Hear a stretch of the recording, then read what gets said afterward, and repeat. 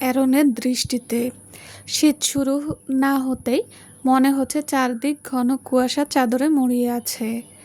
আসলে ফক্স জায়গাটাই এমন, সূর্যের দেখা পাওয়া কিছুটা কঠিন এখানে। এখনো চারদিকে অন্ধকার অন্ধকার ভাব। ভোর হতে এখনো অনেকটা সময় বাকি। জঙ্গলের সরু মাটির রাস্তা দিয়ে অ্যারন ধীর পায়ে হেঁটে সামনের দিকে এগিয়ে যাচ্ছে। অ্যারনের পরনে কালো হুডি। অ্যারন চাইলেই হাওয়ার বেগে নিমিষেই নিজের গন্তব্যে পৌঁছাতে পারবে। কিন্তু অ্যারনের এই অন্ধকার উপভোগ করতে খুব ভালো লাগছে, তাই সে ধীর পায়ে এগিয়ে যাওয়ার সিদ্ধান্ত নেয়। কিছুক্ষণ আগেই অ্যারন নিজের তৃষ্ণা মিটিয়েছে, তাই অ্যারনের মন মেজাজও ভালো। অ্যারন ভেবে নেয় আজ সে ভার্সিটিতে যাবে। বিগত 6 মাস যাবৎ অ্যারন ভার্সিটিতে ঠিকমতো যায় না। ইচ্ছে হলে ক্লাস নিতে যায়, আর না হলে যায় না। ভার্সিটি কর্তৃপক্ষ প্রথম দিকে এ নিয়ে অ্যারনকে ওয়ার্নিং দেয়, কিন্তু অ্যারন সেসব কোনো কিছুকেই তোয়াক্কা করেননি। অ্যারন সরাসরি বলে দিয়েছে অ্যারনের যখন মন চায় তখন সে এসে ক্লাস করাবে, আর ইচ্ছা না হলে করাবে না। অ্যারন স্পষ্ট আর ক্লিয়ার করে দেয় যে ক্লাস ছাড়াও তার অনেক কাজ থাকে। বইয়ের পাবলিসিটির জন্য তাকে বিভিন্ন ইভেন্ট যেতে হয়। এই বিষয়গুলো যদি কর্তৃপক্ষ মেনে নিতে না পারে তাহলে অ্যারনের কিছু করার নেই। তাহলে অ্যারন আর ভার্সিটিতে আসবে না, জব ছেড়ে দেবে। ভার্সিটি কর্তৃপক্ষ অ্যারনের দিকে দ্বিতীয়বার আর কিছু বলার সাহস করেনি, কারণ অ্যারনের মতো এমন ব্রিলিয়ান্ট অ্যান্ড ফেমাস টিচার গোটা এলাকা জুড়ে খুঁজে পাওয়া যাবে না। তাই কর্তৃপক্ষ শেষ পর্যন্ত অ্যারনের কথা মেনে নেয়। এখন অ্যারন নিজের ইচ্ছা মতো চলে। মুড ভালো হলে ক্লাস নেয়, আর অফ থাকলে ভার্সিটির রাস্তাও মারায় না। আজ অ্যারনের মুড ভালো দেখে অ্যারন ভেবে নিয়েছে আজ ভার্সিটির একটু দর্শন করে আসবে। আর তাছাড়া ভার্সিটিতে আজ কিছু ইম্পর্ট্যান্ট কাজও আছে। সেই ইম্পর্ট্যান্ট কাজের কথা ভাবতেই অ্যারনের ঠোঁটের কোণে বাঁকা হাসি ফুটে ওঠে। কি সেই ইম্পর্ট্যান্ট কাজ, সেটা শুধু অ্যারনই জানে। অ্যারনের মস্তিষ্কে কখন কি চলছে তা একমাত্র অ্যারন ছাড়া আর কেউ জানে না। অ্যারনের প্রতিটি পদক্ষেপ সবার ধারণার বাইরে থাকে। হুট করে অ্যারন থেমে যায়। অ্যারন বুঝতে পারছে ঝোপের আশেপাশে তার চিরচেনা শত্রু ওত পেতে আছে। অ্যারন আকাশের দিকে মুখ করে পৈশাচিকভাবে হাসতে থাকে। অ্যারনের এমন উল্টাপাল্টা আচরণে যে কেউ ভড়কে যাবে। এখন ঠিক এমনটাই হয়েছে লুকিয়ে থাকা শত্রুদের ক্ষেত্রেও। কিন্তু পর মুহূর্তে তারা এই সুবর্ণ সুযোগকে কাজে লাগানোর কথা ভেবে নেয়। সাথে সাথে দুটি নেকড়ে অ্যারনের দিকে থেকে হামলার জন্য এগিয়ে যায়। অ্যারন নিজের হাসি থামিয়ে চেহারাটায় পুনরায় গাম্ভীর্য ভাব ফুটিয়ে তোলে। নেকড়ে দুটো যখন অ্যারনের একদম কাছাকাছি এসে পড়ে তখন অ্যারন নিজের জায়গা থেকে কিছুটা পিছিয়ে যায়। ফলে নেকড়ে দুটো একে অপরের সাথে মুখোমুখি ধাক্কা খেয়ে চিৎপটাং হয়ে পড়ে থাকে। নেকড়ে দুটো উঠে পুনরায় অ্যারনকে আক্রমণ করার প্রস্তুতি নিচ্ছে। এমন সময় অ্যারন রক্তিম লাল চোখে তাদের দিকে তাকায় আর নিজের হাতের ইশারায় তাদের এগোতে মানা করে দেয়। অ্যারনের রক্তিম চোখের ইশারায় আশ্চর্যভাবে তারাও আর সামনে এগুনোর সাহস পায় না, ওখানেই দাঁড়িয়ে থাকে। অ্যারন ঘাটটা এদিক ওদিক করে শান্ত কণ্ঠে বলে ওঠে, আজ আমার মুড ভালো, তাই এখন কোনো মারপিট ঝামেলা চাচ্ছি না। তোরা চলে যা, আমি তোদের বসের সাথে কথা বলে নিচ্ছি। কিন্তু নেকড়ে দুটো এক পাও নড়ায় না, ওখানেই দাঁড়িয়ে থাকে। তাদের বসের হুকুম ছাড়া যে তারা এখান থেকে নড়বে না সেটা অ্যারন ভালোভাবে বুঝতে পারছে। অ্যারনের এখন বিরক্ত লাগছে। অ্যারন নিজের আঙ্গুল দিয়ে কপাল ঘষতে ঘষতে বলে, চোরের মতো লুকিয়ে না থেকে সামনে আয়, নাকি তোর স্বভাবে চোর হওয়ার? এমন অপবাদ হয়তো লুকিয়ে থাকা লোকটা সহ্য করতে পারে না। তাই সে অ্যারনের সামনে গিয়ে দাঁড়ায়।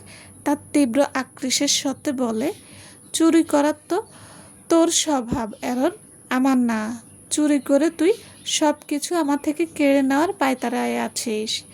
সামনের লোকটার এমন কথায় অ্যারন বাঁকা হেসে আর বলে, তুই বলতে চাচ্ছিস আমি চোর? ইন্টারেস্টিং। তাহলে তো সত্যি তোর প্রিয় জিনিস তোর থেকে কেড়ে নিতে হয়। কি বলিস জ্যাক? সামনে দাঁড়ানো লোকটাই হচ্ছে জ্যাক। অ্যারনের এমন কথায় জ্যাক বলে, তার আগে লড়াই করে আমার থেকে জিতে তো নে। আজ লড়াইয়ের মুড নেই, পরে আসিস, তখন জমিয়ে লড়াই করব। বলেই অ্যারন সামনের দিকে এগোতে থাকে। জ্যাকের বিষয়টা পছন্দ হয় না। সে পেছন থেকে তাচ্ছিল্যের স্বরে বলতে থাকে, কি ভয় পেয়ে গেলি নাকি? অবশ্য ভয় পাওয়ারই কথা। ৬৭ বছর আগে তোর ভ্যাম্পায়াররা খুব সহজেই জিতে পেরেছিলি, কারণ তখন আমি ছিলাম না। সাহস থাকলে আমার সাথে লড়ে দেখা। জ্যাকের কথা শুনে অ্যারন দাঁড়িয়ে যায়। ৬৭ বছর আগের কথা শুনতেই অ্যারনের স্মৃতির পাতায় অতীতের কিছু দৃশ্য ভেসে ওঠে।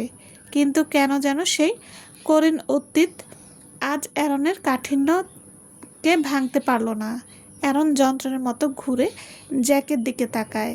জ্যাক তাচ্ছিল্য দৃষ্টিতে অ্যারনের দিকে তাকিয়ে আছে, যা অ্যারন সহ্য করতে পারছে না। অ্যারন তার চোয়াল শক্ত করে দাঁতে দাঁত চেপে বলে, নিজের ওপর এত অহংকার ইমপ্রেসিভ। যা, যত পারিস আজ গায়ের জোর খাটা। আমিও দেখি সদ্য জন্ম নেওয়া কুত্তার বাচ্চার কত পাওয়ার। এমন অপমানের কথা শুনে জ্যাক আর নিজেকে ধরে রাখতে পারে না। জ্যাক নিমিষেই নিজেকে নেকড়েতে পরিণত করে আর নিজের সর্বশক্তির সাথে অ্যারনের দিকে এগিয়ে যায়। কিন্তু অ্যারন তার আগেই হাওয়ার বেগে সেখান থেকে কিছুটা দূরে সরে যায়। অ্যারনকে না পেয়ে জ্যাক থেমে যায় আর এদিক ওদিক তাকিয়ে অ্যারনকে খুঁজতে থাকে। জ্যাকের পেছন থেকে অ্যারন বলে ওঠে, আমাকে খুঁজছিস? অ্যারনের শব্দ পেয়ে জ্যাক সাথে সাথে পেছনে তাকায় আর অ্যারনকে দেখতে পায়। আবার অ্যারনকে আক্রমণ করার জন্য অ্যারনের দিকে ঝাঁপিয়ে পড়ে। অ্যারনও পূর্বের ন্যায় হাওয়ার বেগে সরে যায়, কিন্তু জ্যাককে পাল্টা আক্রমণ করে না। এভাবে প্রায় আধা ঘন্টা জ্যাক অ্যারনকে মারার জন্য চেষ্টা করে, কিন্তু অ্যারনের কৌশলের কারণে জ্যাক বারবার ব্যর্থ হয়েছে। জ্যাকের মেজাজ এখন চরমে। জ্যাক ভেবে নেয় আজ অ্যারনকে শেষ করতে না পারলেও অ্যারনকে আঘাত সে করবেই। তা না করে সে আজ ফিরে যাবে না। ডু অর ডাই অবস্থা কাজ করছে জ্যাকের ভেতর। জ্যাকের মনের কথা বুঝতে পেরে অ্যারন বাঁকা হাসে আর বলে, আমাকে মারার স্বপ্ন তো স্বপ্নই থেকে যাবে। এভাবে নিজের এনার্জি নষ্ট না করে বাঁচিয়ে রাখ, প্রয়োজনে সময় কাজে আসবে। বলেই অ্যারন নিজের গন্তব্যের দিকে এগোতে থাকে। জ্যাক কিছুতেই নিজের পরাজয় মেনে নিতে পারছে না। নেকড়ে রূপে থাকা অবস্থায়ও সে ক্রমাগত ফুঁসছে। জ্যাক আবার স্বাভাবিক অবস্থায় ফিরে আসে। অ্যারন জ্যাক থেকে কিছুটা দূরে। জ্যাকের ভেতরে রাগ জেদ এখনও কমেনি। জ্যাক আজ অ্যারনের গায়ে আঘাত করবেই যেভাবে হোক। জ্যাক আশেপাশে তাকায় আর তার পায়ের থেকে খানিকটা দূরে গাছের গুঁড়ি দেখতে পায়। জ্যাকের ঠোঁটের কোণে শয়তানি হাসি ফুটে ওঠে।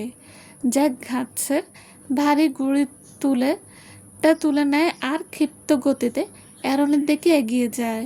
অ্যারন আনমনে কিছু চিন্তা করতে করতে এগোচ্ছিল। অ্যারন ভেবেছিল জ্যাক হয়তো আর ঝামেলা করবে না, আর ফিরে যাবে। কিন্তু অ্যারনের সব চিন্তাভাবনাকে মিথ্যে করে দিয়ে জ্যাক নিজের সর্বশক্তি দিয়ে পেছন থেকে অ্যারনকে সেই গাছের গুঁড়ি দিয়ে আঘাত করে। এমন আকস্মিক আক্রমণে অ্যারন থেমে যায়। জ্যাক অ্যারনকে আঘাত করতে পেরে যতটা খুশি হয়েছিল, কিন্তু বর্তমানে ঠিক ততটাই তার মুখে অন্ধকার নেমে এসেছে। জ্যাক যে গাছের গুঁড়িটা দিয়ে অ্যারনকে আঘাত করেছিল সেটা দুর্ভাগ্য হয়ে মাটিতে পড়ে রয়েছে। জ্যাকের এমন দুঃসাহসিক কাজে অ্যারনের রাগ চরম পর্যায়ে চলে যায়। অ্যারন নিজের চোয়াল শক্ত করে ঘুরে জ্যাকের দিকে ফিরে। অ্যারন জ্যাকের চোখ বরাবর নিজের হিংস্র লাল চোখ দিয়ে নীরবে হুঁশিয়ারি দেয়। না চাইতেও এমন হিংস্র চাহনি দেখে জ্যাকের ভেতরে ভয় কাজ করে। এমন ভয় অনুভব করায় জ্যাক নিজের উপর নিজেই বিরক্ত হয়। অন্যদিকে অ্যারনের মাথায় কিছু পৈশাচিক ভাবনা আসতেই অ্যারন নিজেকে নিমিষেই শান্ত করে ফেলে আর নিজের ঠোঁটের কোণে বাঁকা হাসি ফুটিয়ে তোলে। অ্যারনের এমন কাজে জ্যাক কিছুটা ভড়কে যায়। জ্যাক ভেবেছিল অ্যারন হয়তো পাল্টা আক্রমণ করবে, কিন্তু অ্যারন এমন কিছু না করে হাসছে। কিছুক্ষণ আগেও যেখানে অ্যারনের হিংস্র চাহনি দেখেছিল, সেখানে এখন শান্ত চাহনি।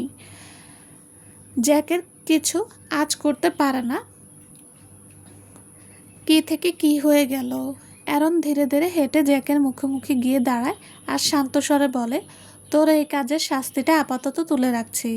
তোকে অন্যভাবে ভাঙবো আমি। I swear you will like it. Wait for the moment. বলেই অ্যারন জ্যাকের পাশ দিয়ে হাওয়ার বেগে চলে যায় কোথাও। অন্যদিকে অ্যারনের এমন ব্যবহারে জ্যাক পুরো অবাক হয়ে গেছে। এত বড় কাণ্ডা করলে সে, কিন্তু অ্যারন তাকে কিছুই করলো না। একটা টোকা অবধি দিল না অ্যারন। অ্যারনের মস্তিষ্কে কি চলছে তাহলে? অ্যারন জঙ্গলের মাঝে সেই নদীর পাড়ে দাঁড়িয়ে আছে।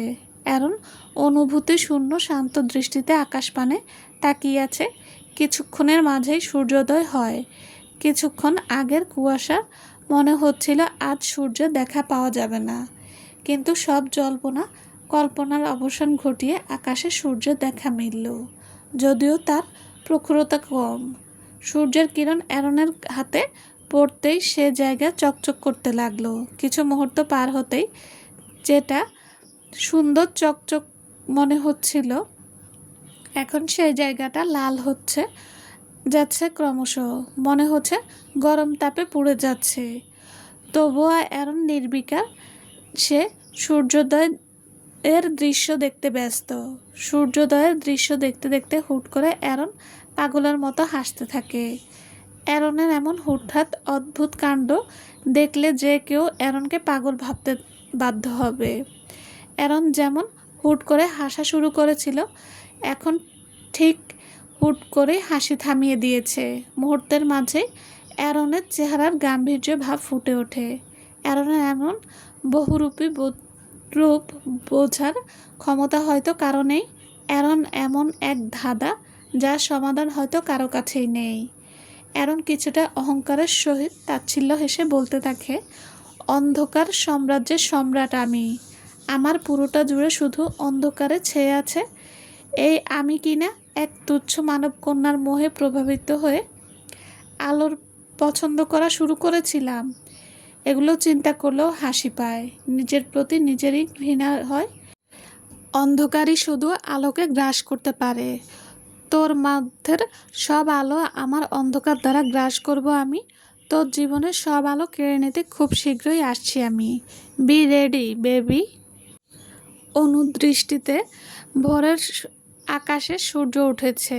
সূর্যের রশ্মির উত্তাপ অনুভব করতেই অনু হাঁটু থেকে মাথা তোলে। অনু সেই রাত থেকে এখন পর্যন্ত ব্যালকনিতেই বসে আছে। এক ফোঁটা ঘুম অনু চোখে ধরা দেয়নি। কান্না করার ফলে অনুর চোখ কিছুটা ফোলা ফোলা হয়ে আছে। অনু আস্তে করে উঠে দাঁড়ায়। এখনও অনুর কোমরে হালকা ব্যথা করছে। অনু সেসব পাত্তা না দিয়ে ব্যালকনির গ্রিল ধরে দাঁড়ায়। সকালের শীতল হিম হাওয়া অনুর শরীর ছুঁয়ে যায়। এমন শীতল হাওয়া অনুর শরীর স্পর্শ করতেই অনু কিছুটা কেঁপে ওঠে। অনু বর্তমানে ফ্লোরিডায় থাকে। এ জায়গাটার পরিবেশ ফক্সের থেকে অনেকটাই ভিন্ন। ফক্সে সারা বছর মেঘাচ্ছন্ন থাকলেও ফ্লোরিডার আবহাওয়া গ্রীষ্মকালে প্রচণ্ড গরম আর শীতে প্রচণ্ড ঠান্ডা। এখানে বজ্র, ঝড়, তুষার ঝড় বলতে গেলে এগুলো লেগেই থাকে, বিনা নোটিশে হাজির হয়। এখনও শীত আসতে অনেকটা সময় বাকি, কিন্তু ফ্লোরিডায় এখন থেকেই ঠান্ডা পড়া শুরু করেছে। বলতে গেলে অনু পুরোটা গ্রীষ্ম এই ফ্লোরিডায় কাটিয়েছে। ইদানিং অনু বাংলাদেশকে খুব মিস করে। বাংলাদেশের সৌন্দর্য, ঋতুবৈচিত্র্য, খাবারের স্বাদ সব কিছু মিস করে। যদিও অনু ছোট থেকে আমেরিকা থেকে অভ্যস্ত, তবুও অনুর আমেরিকার এমন একঘেয়েমি আবহাওয়া পছন্দ না। এখানকার সংস্কৃতি ভালো লাগে না অনুর। কিন্তু এখন চাইলেও অনু বাংলাদেশে যেতে পারবে না, কারণ বর্তমানে অনুর কাছে তার পাসপোর্টটা নেই। এসব চিন্তা ভাবনা করে অনু দীর্ঘশ্বাস ছাড়ে। সূর্যোদয়ের দৃশ্য দেখার আশায় অনু আকাশের দিকে তাকায়। অনুর মনে হয় আকাশের সূর্যোদয়ের সাথে মানুষ নতুন করে বাঁচার ইচ্ছা খুঁজে পায়, কারণ অন্ধকারের পর সূর্যোদয়ের মাধ্যমে সকল অন্ধকার দূর হয়ে নতুন করে চারিদিক পুনরায় আলোকিত হয়। ঠিক তেমনি মানুষ যখন বেঁচে থাকার আগ্রহ একদম হারিয়ে ফেলে, তখন একটু উগ্র আলো সেই মানুষকে নতুন করে বাঁচতে শেখায়। জীবনের সব অন্ধকার দূর হয়ে যায়। সূর্যরশ্মির প্রখরতার কারণে অনু বেশিক্ষণ আকাশের দিকে তাকিয়ে থাকতে পারে না। অগত্যা অনু চোখ সরিয়ে নেয়। অনু এলোমেলো চুলগুলো হাত কোপা করতে করতে রুমের ভেতর চলে যায় আসে। অনু ওয়াশরুমে চলে যায় আর ফ্রেশ হয়ে নাস্তা বানানোর জন্য সোজা কিচেনে চলে যায়। অনু নাস্তা বানাতে মনোযোগ দেয়। কিছুক্ষণ সময় পরেই পেছন থেকে কেউ অনুর হাত ধরে ফেলে। প্রথমে কিছুটা ভয় পেয়ে যায়, কিন্তু যখনই অনুর মস্তিষ্কে জানান দেয় যে পেছনের মানুষটা কে, তখন অনু নিজেকে স্বাভাবিক করে নেয়। আর পেছনের দিকে ফিরে অনু সামনে দাঁড়িয়ে থাকা মানুষটাকে বলে, মামুনি, এভাবে হুটহাট পেছন থেকে ধরলে আমি ভয় পেয়ে যাই। তুমি বুঝো না কেন? ওসব আমার বুঝতে হবে না। তুই আগে বল, তুই কিচেনে কি করছিস? তোকে না বলেছি অত কাজ করতে হবে না? কাজের জন্য আমি আছি। তারপরও কথা শুনিস না কেন তুই? নাস্তাই তো বানাচ্ছিলাম মামুনি, এই অল্প কাজ না হয় করলাম। এমনিতেই তোমার শরীর তেমন ভালো নেই, তাই আমার মামুনিকে এতটুকু হেল্প করতেই পারি। লাগবে না তোর হেল্প, এমনিতেই তোর শরীর ভালো না, আবার এখন এসব করতে হবে? আমি তো আছি এসবের জন্য। তাছাড়া এমন শরীর খারাপ অবস্থাও তুই তো কম করছিস না। বাসা বাইরে কাজ করে যাচ্ছিস। তুই আসার পর আমার ছেলেটার কষ্ট অনেক কমে গেছে। আগের ছেলেটা ইভেন্ট ম্যানেজমেন্টের বিজনেসের সাথে আমার দেখাশোনা করতে গিয়ে হাঁপিয়ে উঠত।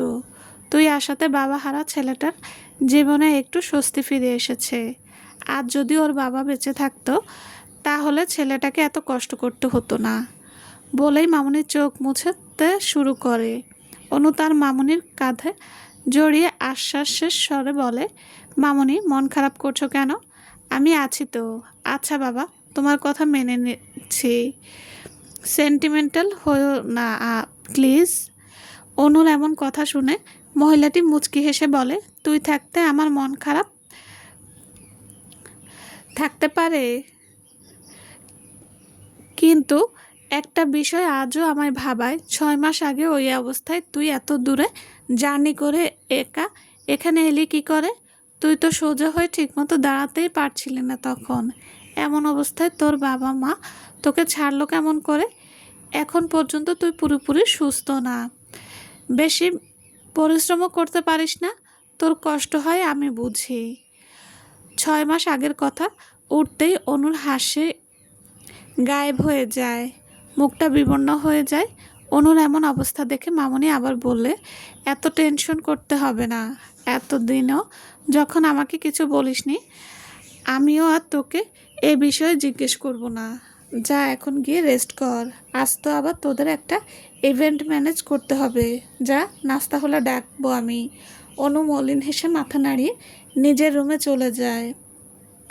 রুমে এসে অনু বিছানায় হেলান দিয়ে বসে আর 6 মাস আগে সেই দুর্বিষহ রাতের কথা ভাবতে থাকে। সেই রাতটা অনুর কাছে স্বপ্নের মতো ছিল। সেই কালো রাতের অনুর জীবনের সব সুখ খুশি কেড়ে নেয় 6 মাস আগে।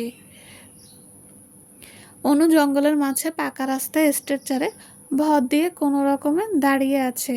এত রাতে এই রোড দিয়ে তেমন একটা গাড়ি চলে না। অনু ভাবছে, বাসা থেকে তো পালিয়ে এলাম, কিন্তু এখন কি করব, কোথায় যাব? এই শহরে বেশিক্ষণ থাকা যাবে না। এখানে থাকলে 2 সেকেন্ডে অ্যারন আমাকে খুঁজে নেবে। আর তারপর? না, অনু আর কিছু ভাবতে পারছে না। অনুর গলা শুকিয়ে আসছে। অনু বুঝছে না সে কি করবে। এমন অবস্থায় হেঁটে লোকালয়ে যাওয়া অনুর পক্ষে একেবারে অসম্ভব। জঙ্গলের ভেতরে অ্যারনের বাসা থেকে এখানে আসতেই অনু হাঁপিয়ে উঠেছে। ব্যথায় অনুর শরীর ছিঁড়ে যাচ্ছে। দাঁড়িয়ে থাকা মুশকিল হয়ে যাচ্ছে। কিন্তু হেরে গেলে যে চলবে না, অনুকে যে পারতেই হবে, তা না হলে যে সব হারাতে পারে। অনু তার হাতে থাকা ছোট্ট পার্সটার দিকে তাকায়। পার্সে কিছু টাকা আর মোবাইল আছে। মোবাইলটা ও বন্ধ করে রেখেছে অনু, যাতে অ্যারন অনুর লোকেশন ট্র্যাক করতে না পারে। যদি আজ সেই সাহায্যকারী না থাকতো, তাহলে হয়তো অনু অ্যারনের কাছ থেকে পালাতে পারতো না। অনুর পালানোর কোনো চিন্তাও ছিল না, কিন্তু কিছু তিক্ত বাস্তবতা অনুর সামনে আসতেই অনু ওই সাহায্যকারীর পরামর্শ অনুযায়ী পালানোর সিদ্ধান্ত নেয়। আসলে আমার কপালেই মনে হয় সুখ নেই। শখের পুরুষটাকে চাইলেও আঁকড়ে ধরতে পারলাম না। ক্ষমা করে দিয়েন প্লিজ। আপনি ভালো কাউকে ডিজার্ভ করেন অ্যারন স্যার। আপনার ব্যক্তিগত শখের নারীর সাথে ভালো থাকবেন। এসব চিন্তাভাবনা করতে করতে অনু অনেক কষ্টে রাস্তার অনেকটা সামনে এগিয়ে যায়। হুট করে অনু একটা গাড়ি আসতে দেখতে পায়। গাড়িটা দেখে অনু ভয় পেয়ে যায়। গাড়িটা অ্যারনের না তো। গাড়িটা ঠিক অনুর সামনে দাঁড়ায়। অনু ভয়ে কিছুটা পিছিয়ে যায়। গাড়ি থেকে এক ভদ্রলোক আর ভদ্রমহিলা বেরিয়ে আসে। মনে হচ্ছে তারা বিবাহিত দম্পতি। তাদের দেখে অনু কিছুটা স্বস্তি পায়। অনু তাদের কাছে সাহায্য চায়। অনুর এমন করুণ অবস্থা দেখে অনুর ওপর তাদের করুণা হয় আর অনুকে সাহায্য করতে রাজি হয়। মহিলাটা অনুকে সাবধানে ধরে পেছনের সিটে বসিয়ে দেয়। তারপর সামনে তার স্বামীর পাশে গিয়ে বসে। মহিলা বসতেই তার স্বামী গাড়ি চালাতে শুরু করে। মহিলা ঘুরে অনুর দিকে তাকায় আর অনুকে জিজ্ঞেস করে, তোমার নামটা কি? তো জানা হলো না। তোমার নাম কি কিউটি? অনু বুঝতে পারছে না ওর নাম বলা ঠিক হবে কি না। তবুও সংকোচ নিয়ে উত্তর দেয়, অনন্যা। ও ও, তুমি কি রাশিয়ান? এমন নাম এশিয়ানদের হয়। মহিলাটার কথা অনু মাথা নেড়ে সায় জানায়। মহিলাটা যেন এতে খুশি হয়ে আর উচ্ছ্বাসের সাথে বলতে থাকে, ইউ নো না, I love Asian people, food, culture and heritage. অনেক ভিন্নতা থাকে তাদের সব কিছুতে মাঝে। আচ্ছা, তুমি কি এই রাতের বেলা এই জঙ্গলের রাস্তায় কেন? এমনিতেই এখানকার অবস্থা তেমন ভালো না। প্রায় প্রতিদিনই জঙ্গলে লাশ পাওয়া যায়। অনু ভেবে পাচ্ছে না এখন ঠিক কি বলবে, কিন্তু সত্যি যে বলা যাবে না তা অনু ভালো করেই জানে। তাই অনু মিথ্যে বানিয়ে বলে যে আসলে আমি এই শহরের একটা কাজে এসেছিলাম, কিন্তু দুর্ভাগ্যক্রমে আমার অ্যাক্সিডেন্ট হয়ে যায়। এতদিন হাসপাতালে ছিলাম, আজ রিলিজ পেয়ে ফিরে যাচ্ছিলাম, তখন কিছু ছিনতাইকারী আমার পেছনে পড়ে যায়। অনেক কষ্টে তাদের থেকে লুকিয়ে ওদের থেকে রক্ষা পেয়েছি। আপনাদের অনেক ধন্যবাদ আমাকে সাহায্য করার জন্য। ধন্যবাদ দেওয়ার কিছু নেই কিউটি। তা তুমি এই অবস্থায় এখন কোথায় যাবে? মহিলাটার প্রশ্নে অনু কিছুটা চিন্তায় পড়ে যায়। অনু কিছু চিন্তা করতে থাকে, তারপর আনমনেই বলে ফেলে, ফ্লোরিডা। দেখো কি মিল, আমরাও ফ্লোরিডা যাচ্ছি। তোমাকে চিন্তা করতে হবে না, তুমি আমাদের সাথে যাচ্ছ, ওকে? অনু স্মিত হেসে মাথা নাড়ে। আসলে অনু তখন ভাবছিল সে কোথায় যাবে। তখন হুট করে অনুর সেই মামনির কথা মনে পড়ে যে ফ্লোরিডা থাকে। অনুর মামনি, অনুর মা চাচাতো বোন। বিয়ের পরেই উনি আমেরিকায় এসে পড়েন, কিন্তু মাঝে মাঝে উনি বাংলাদেশে আসতো। উনি অনুকে অনেক আদর করত। যখন অনুর ও তার বাবা মার সাথে আমেরিকায় আসে তখন উনি অনেক খুশি হয়। একই শহরে থাকার কারণে প্রায়ই একে অপরের বাসায় যাতায়াত ছিল। কিন্তু অনুর বাবার বিভিন্ন জায়গায় ট্রান্সফারের কারণে ওনাদের সাথে ফোনে কথা হলেও এখন আর তেমন দেখা সাক্ষাৎ হয় না। অনুর যাওয়ার আর কোনো জায়গা না থাকায় অনু তার মামুনির বাসায় যাওয়ার সিদ্ধান্ত নেয়। সেই দম্পতি নিজ দায়িত্বে অনুকে তার ঠিকানায় পৌঁছে দেয়। আসলেই এখনও পৃথিবীতে কিছু ভালো মানুষ আছে যার কারণে পৃথিবী হয়তো এখনও ধ্বংস হয়নি। তারপর থেকে অনু আজ প্রায় 6 মাস যাবৎ তার মামুনির সাথে থাকছে। পুরনো অতীত ভেবে এই অনু দীর্ঘশ্বাস ছাড়ে। অনু বেড থেকে উঠে ওয়াশরুমে গিয়ে রেডি হয়ে নেয়। আজ একটা বার্থডে ইভেন্ট ম্যানেজ করতে হবে ওদের, তাই তাড়াতাড়ি বেরোতে হবে। রেডি হয়ে অনু কিচেনে যায়। অনুর মামুনি অনুকে দেখে মেকি রাগ দেখায়। তুই আবার এসেছিস? আরে খাবারগুলো তো টেবিলে রাখতে হবে, এতটুকু তো করতেই পারি, এতে পরিশ্রম হবে না তেমন। এগুলো আমি করছি, তুই আরমানকে গিয়ে ডেকে আন, তোদের তো আবার বের হতে হবে। ঠিক আছে বলেই অনু আরমানের রুমের সামনে এসে দাঁড়ায়। আরমান হচ্ছে অনুর খালাতো ভাই।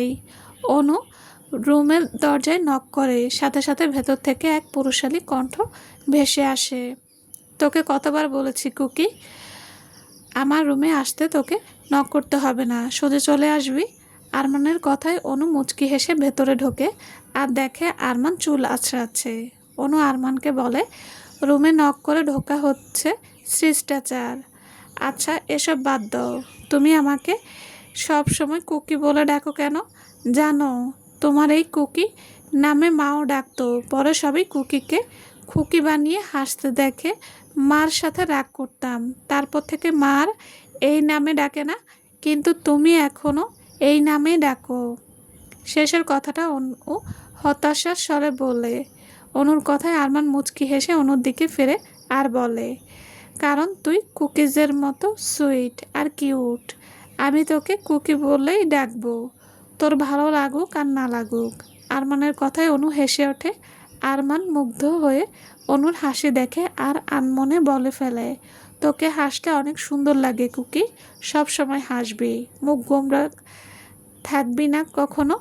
আরমানের কথায় অনু কিছুটা চমকে যায় আর পরিস্থিতি সামলাতে বলে, মামুনি অপেক্ষা করছে, চলো আরমান ভাই। বলে অনু চলে যায়। অনুর পেছন পেছন আরমানও যায়। খাওয়া দাওয়া শেষ করে অনু আর আরমান তাদের কাজে বেরিয়ে পড়ে। চলবে। আসসালামু আলাইকুম। গল্পটা কেমন লেগেছে প্লিজ জানাবেন। আর হ্যাঁ, অবশ্যই লাইক কমেন্ট করবেন। যারা এখন আমার চ্যানেলটি সাবস্ক্রাইব করেননি তারা চ্যানেলটি সাবস্ক্রাইব করে দিয়ে পাশে থাকবেন। সবাই ভালো থাকবেন। আল্লাহ হাফেজ।